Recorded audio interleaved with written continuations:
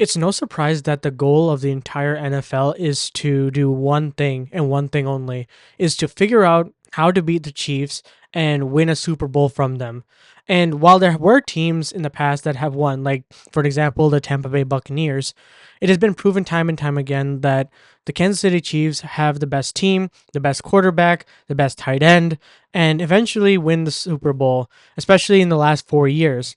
So what is the real secret formula or the secret sauce to eventually take it teams to that next step and win a Super Bowl? And that's pretty much the question that everyone asks. And a lot of teams have been thrown out, like the Ravens, for an example, the Bengals, who have come close one year, and the Rams, and so on and so forth. But going into this 2024 season, when you have the Kansas City Chiefs uh, almost potentially going to be a three-peat team in the Super Bowl, what do we have to do, or like what do teams have to do in order to um beat them and essentially go into winning a Super Bowl? And while that question is still very hard, especially with an NFL, which is a week to week league, I think that one team in particular is secretly building a roster that can put forth a fight going into next season and maybe make it interesting for the Kansas City Chiefs. And that is right now the Houston Texans. And what's up, guys? Welcome back to So Back Sports, and I'm so back with another video. And with this long-winded intro, I know I'm talking about the Kansas City Chiefs and the Houston Texans, mainly the Texans, and why I think that the Houston Texans are going to be a dark horse into winning a Super Bowl maybe this upcoming season, because I feel like they have the roster, the personnel, and maybe even the quarterback to do so. But before we get into today's video and with this explanation, please don't forget to like and subscribe. It really helps me out a lot, and we're super close to the 500 mark. So please drop a subscribe button. You can always unsubscribe later, and let's get on with this video.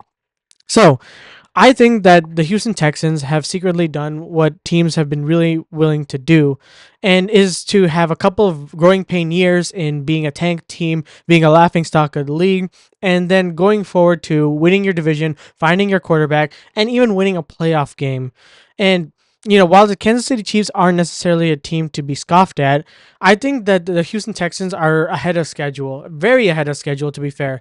Um, and it's not even that like they have the quarterback, they have the personnel, they have the head coach and the offensive coordinator to do it. Bobby Slowick and D'Amico Ryans have put on a masterclass this season and eventually developing CJ Stroud. As you can see, like pretty much if you look back, since 2019, they've gone 4-12, 4-13, 3-13. Those are growing pain years. And while they were, in a state where the ownership and pretty much the GM were in kind of flux, it wasn't necessarily like what they were going to do was pretty bad. They ended up turning it around within a year span. And I think that with the acquisitions that they have made, like for an example, they've made quite a bit of signings in this offseason, whereas CJ Henderson, Autry from the Tennessee Titans on a 2-year deal, Daniil Hunter, who I've been praising for the Bears to get, and eventually the Texans got a hold of him.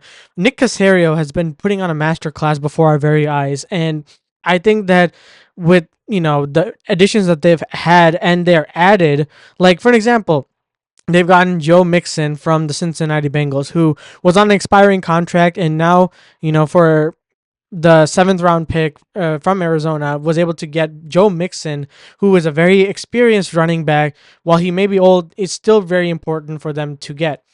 And then they've gotten a lot of things, like, for example, as I said, Daniil Hunter, who's a pretty big addition to their defense alongside Will Anderson.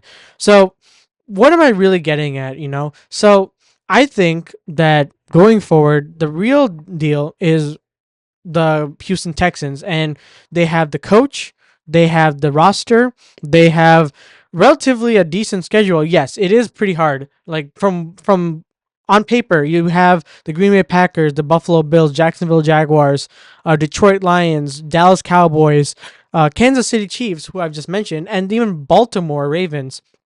And Miami, if you can even throw Miami in there too. what exactly this schedule you may think like, oh, so back sports. Like, what makes you think that this schedule is very easy for them to go by?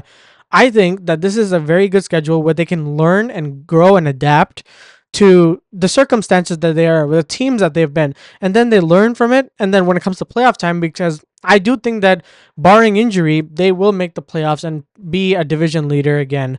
And you know, they will make the playoffs a deep run this year with the additions that they've made.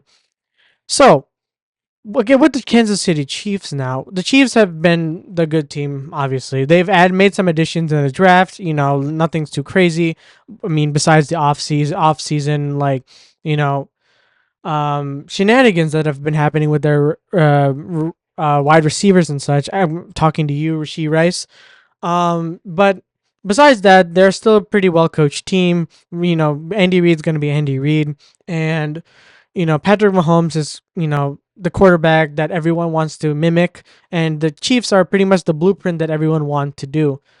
So, all in all, I'm going to keep this very clear and very quick. The Houston Texans are their dark horse team to essentially win the Super Bowl this year. I think they're pretty much ready. I think they can be ready after this season, and they can make like the Cinderella run while also having the team to support that. That my theory.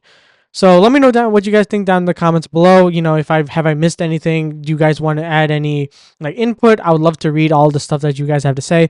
And as always, I'll see you guys in the next one.